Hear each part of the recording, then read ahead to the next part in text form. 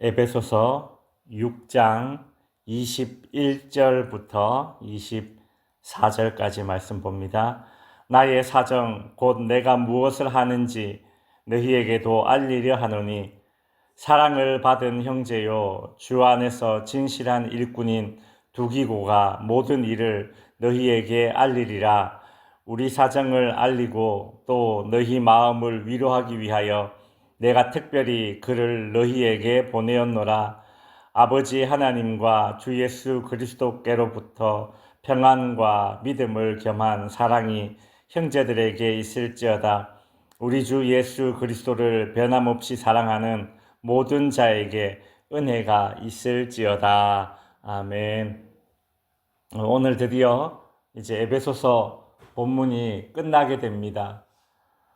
에베소서는 바울이 감옥에서 쓴 서신서 중에 하나이죠. 옥중서신이라고 합니다. 지금까지 바울은 에베소 교회 안에 있는 여러 문제들을 해결하기 위해서 좋은 권면을 많이 했었습니다. 사랑했기 때문입니다. 여기서 권면이라 하면 쓴소리를 가리키는 것입니다. 쓴소리도 사랑이 있기 때문에 할 수 있는 것이죠. 바울은 에베소 교회 교인들을 사랑했기 때문에 쓴소리, 즉 권면만 한 것이 아니라 기도도 해 주었습니다. 그리스도인의 사랑에는 기도가 필히 따르는 것이죠. 근데 바울은 이제 에베소서를 마무리하면서 사랑하는 이들을 위해 권면하고 또 기도해 주는 것만으로 그렇게 마무리 짓지 않습니다. 뭔가 한 가지를 더 합니다. 그게 뭘까요? 그건 에베소 교회 교인의 입장이 되어 보면 알 수 있는 겁니다. 에베소 교회 교인들은 자신들을 위해 걱정해 주고 여러 가지 권면의 말씀을 해주는 그런 바울이 참 고마웠겠죠. 또 자신들을 위해 기도해 준다는 그 바울 참 너무 감사했을 것입니다. 무엇보다 지금 바울이 감옥에 있지 않습니까? 에베소 교회 교인들 입장에서 보면 우리에게 여러 가지 영적으로 유익한 권면의 말씀도 해주고 또 기도도 해주고 다 좋은데 에베소 교회 교인의 입장에서 보면 바울이 지금 감옥에 있는데 그 감옥에서 어떻게 지내는지 바울의 안부가 무척이나 궁금했을 것입니다. 그런 에베소 교회에 바울은 두기고를 보내어서 자신의 사정을 소상하게 알려줍니다. 21절에 보면 나의 사정 곧 내가 무엇을 하는지 너희에게도 알리려 하노니 사랑을 받은 형제여 주 안에서 진실한 일꾼인 두기고가 모든 일을 너희에게 알려주리라. 바울은 에베소 교회에 어떤 권면의 편지만 써서 보내는 것이 아니라 두기고라는 사람을 통해서 자신의 근황을 에베소 교회 교인들에게 소상하게 알려주었습니다. 때로는 나의 근황을 나를 사랑하는 이에게, 내가 사랑하는 사람들에게 나의 근황을 알려주는 것이 이것이 유익함이 되는구나 라는 그런 생각을 해보았습니다. 내가 누구를 사랑한다면 나의 별것 아니지만 나의 소상을 알려주고 그렇게 연락함으로써 그들을 향한 나의 사랑이 표현되고 표출되는 것이죠.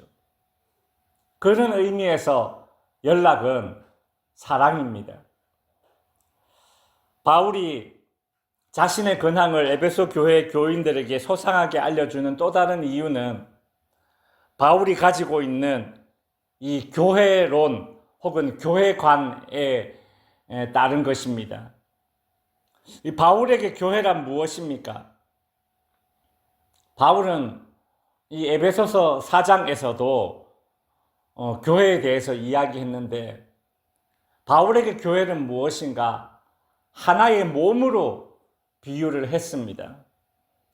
에베소서 우리가 앞에서 살펴보았지만 4장 16절에 보시면 온 몸이 각 마디를 통하여 도움을 받음으로 연결되고 결합되어 각 지체의 분량대로 역사하여 그 몸을 자라게 하며 사랑 안에서 스스로 세우느니라. 교회는 한 몸인 거죠. 즉, 한 지체로서 서로 연결되어 있고 결합되어 있습니다. 우리가 이 한 몸이라는 것은 서로 결합되어져 있고 모든 것을 연락하고 모든 것을 공유합니다. 그것이 한 몸이에요. 좋은 것도 공유하고 안 좋은 것도 공유해요. 이쪽 손가락이 아프면 반대편 손가락 온 몸이 아픈 것입니다. 공유하는 거예요. 공유. 바울과 에베소 교회 교인들은 예수 그리스도를 머리로 모신 하나의 교회입니다. 바울에게 교회란 교제와 연락입니다. 연락과 교제. 주님 안에서 연락하고 교제하는 것. 그렇게 한 몸, 한 교회가 되는 것이죠. 이와 같은 생각을 가지고 있으니 바울은 에베소 교회 교인들에게 자신의 근황을 소상하게 알려주었던 것입니다. 우리가 바울처럼 이렇게 거창하게 교회론 이런 거 모른다 하더라도요, 우리는 경험적으로 알고 있는 것이 있습니다.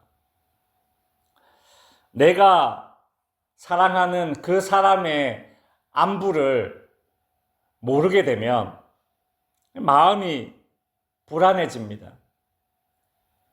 그 상대방이 어떤 힘든 상황이라는 것을 알고 있는데 그 사람의 안부를 몰라요. 근황을 몰라요. 그러면 당연히 마음이 불안해지죠. 저희 집에 큰아이를 군대에 딱 보내보니 이제 이런 부분을 더 이렇게 자주 경험하게 됩니다. 예를 들어 훈련소에서는 일주일에 한 번 전화를 할 수 있다고 하는데, 근데 주말에 전화가 없으니 애 엄마가 더 애를 태우는 그런 모습을 보게 되죠. 훈련소에서 훈련을 마치고 이제 자대를 갔다고 하는데, 자대를 배치받았는데 또 연락이 없으니 또 걱정이 됩니다. 그러다가 부대에 잘 도착했다, 잘 지내고 있다, 눈치가 보여서 전화는 못하고 카톡만 보낸다, 요 카톡 짧은 한 문장만 연락이 와도 그래도 참 마음이 위로가 됩니다. 바울은 그런 생각으로 에베소 교회 교인들에게 감옥에 갇힌 자신의 근황을 소상히 알려주어서 감옥에 있는 자신을 걱정하고 있는 에베소 교회 교인들을 위해 위로를 주는 것이죠. 오늘 본문 22절에 보시면 우리 사정을 알리고 또 너희 마음을 위로하기 위해서 자신의 근황을 에베소 교회 교인들이 좋아하는 두기고라는 사람을 통해서 그 연락을 줍니다. 두기고가 예전에 이 에베소 교회에 한번 방문했던 적이 있거든요. 서로 아는 사이, 그 사람을 통해서 자신의 근황을 또 알려주죠. 그런 거죠. 그렇게 함으로써 에베소 교회 교인들이 위로를 받는구나라는 걸 알기 때문에 자신의 근황을 알려주었습니다.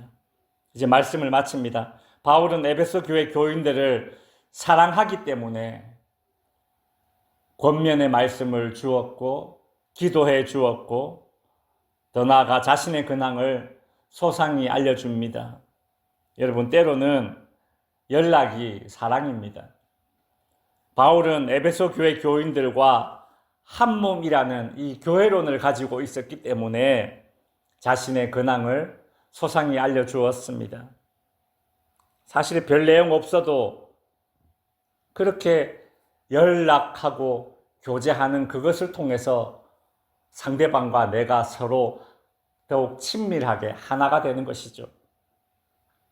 바울은 에베소 교회 교인들에게 위로를 주기 위해서 자신의 근황을 소상히 알려줍니다. 연락 그 자체가 상대방에게 위로가 될 수 있다는 그런 생각을 가져봅니다. 오늘은 참 이런저런 이유로 그동안 연락하지 못했던 그런 분들에게 먼저 한번 연락해 보시기 바랍니다. 기도하겠습니다. 하늘에 계신 우리 아버지,